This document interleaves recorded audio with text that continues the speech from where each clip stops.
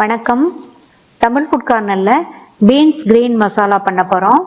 இது வித்தியாசமான சுவையில ரொம்ப சூப்பரா இருக்கும். சாம்பார் சாதம், பருப்பு சாதம், தயிர் சாதம் இதுக்கெல்லாம் ஒரு சூப்பரான சைட் டிஷ். இப்ப எப்படி பண்றதுன்னு பார்க்கலாம்.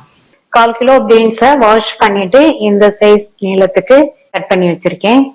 இந்த மிக்ஸி ஜார்ல கட் பண்ண ஒரு மீடியம் சைஸ் வெங்காயம், 1 இன்ச் அளவுக்கு கட் பண்ண இஞ்சி, 5-6 பல் பூண்டு, 2 பச்சை மிளகாய், கொஞ்சமா கொத்தமல்லி இலை, 10 போல புதினா இலைகள். இதுல கொஞ்சமா தண்ணி சேர்த்து இந்த மாதிரி பேஸ்ட் அரைச்சுக்கங்க. இந்த பேன்ல 2 டேபிள் ஸ்பூன் தேங்காய் எண்ணெய் சேர்க்கிறேன்.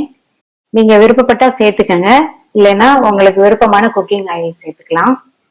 எண்ணெய் சூடானதும் 1/2 டீஸ்பூன் சீரகம் பொரிஞ்சதும் கருவேப்பிலை. அடுத்து நம்ம அரைச்ச மசாலா,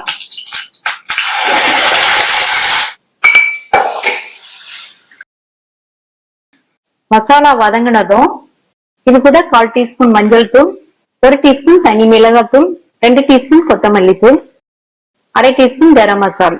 அதுக்கப்புறமா இந்த மசாலாக்கு தேவையான அளவு உப்பு நல்லா மிக்ஸ் பண்ணி விட்டாச்சு. இதுல கொஞ்சமா தண்ணி சேர்த்து ஓரங்கள்லாம் எண்ணெய் பிரிஞ்சு வர வரையும் வதங்கட்டும்.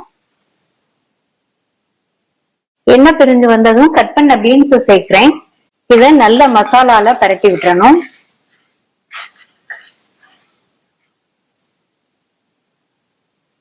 பரட்டிட்டு இதுல 100 ml தண்ணி